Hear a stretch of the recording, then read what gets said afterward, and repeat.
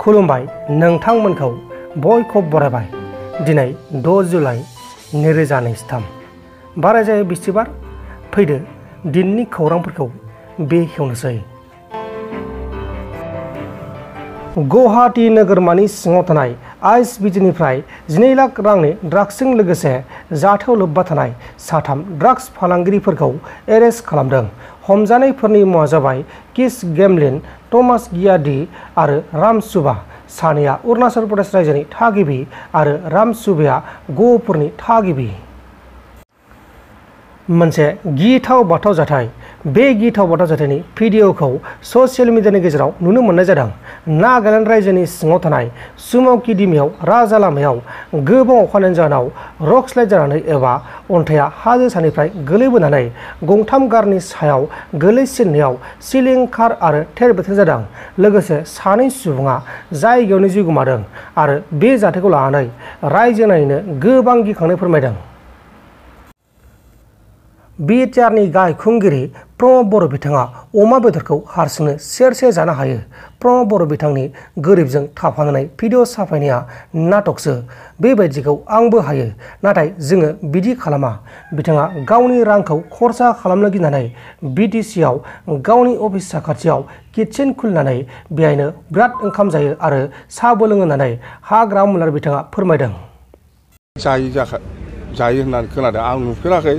थिगसे जायो जाहैदों ना बेदर, अयथासार जायो। 1 केजियाथ' हारसिं जाखायो जाहैदों। आं नुफेराखै, नुनाया मानसिफ्रा बुंलाबायो। खोनादों आरोखि आं। अमाखौथ' आरामसे 1 केजिया जाखायो जाहैदों। बेबादि मारै जानो जाखो? बे मानसिया बोरै बिटिसिनि रायजोनि थाखाय खामानि मावगोन? न'आवनो ओंखामखौ संजाबावला बियो। न'आव संजायोबाथ' खरसनि खोथा दं नालाय। दाना बेहाय बिटिसिआव ओंखाम संग्रा बानायखाबाय, गावनि अफिसजों एटाच। बेहाय बिराद मोजां संनानै जायो ना बेदर। दिनैबो थांबा लोगो मोनगोनथ' दा। मानसिया जुदि अफिसाव दङब्ला ओंखाम संजानायखौ लोगो मोनगोन, थांनानै नाय। सार, प्रमद बर' बिथाङा मालाबा गावनि फेसआव गोरिबफोरजों थाफानानै साहा फुदुंनाय। जाम्बा बे नाटक। गरिबनो बेलाय गरिबजों थाफानानै सालाय, बेलाय फट' साफायनायसो। बेखौलाय आंबो लामायाव थांनानै दानो साफायनो हायो। माला सोरनो गोरिबनो फैसा होफेरा बेलाय? सोर फाग्लानो फैसा होफेरा बेलाय? खोन्थाथों। सोरबा गोरिबा न' बानायना होदों होननानै, सोरबा गोरिबा बिनिफ्राय 500 थाखा मोन्दों होननानै, सोरबा माने आरो बेथ' बाद हो, बेफोरखौ बाद हो। आं बुंबायना, न'आव संजायोबा खरस जायो, सिपिनि फैसा खरस थांगोन।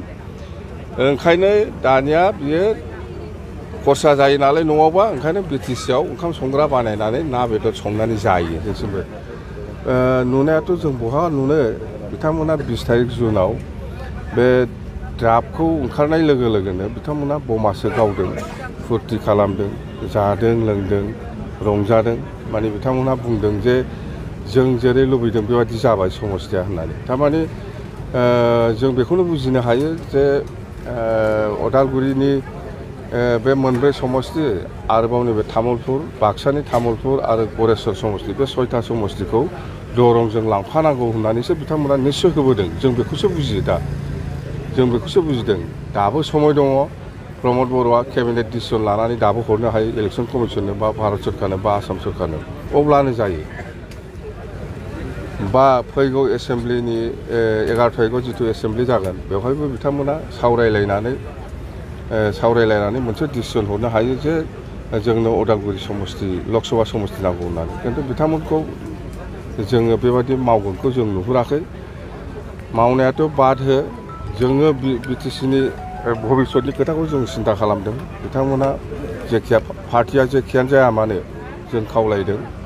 बिटिसिनि भबिसतनि खोथा दङ। 25 बोसोर 30 बोसोर गोदोनानै थालांबावगोन बे समस्थिया।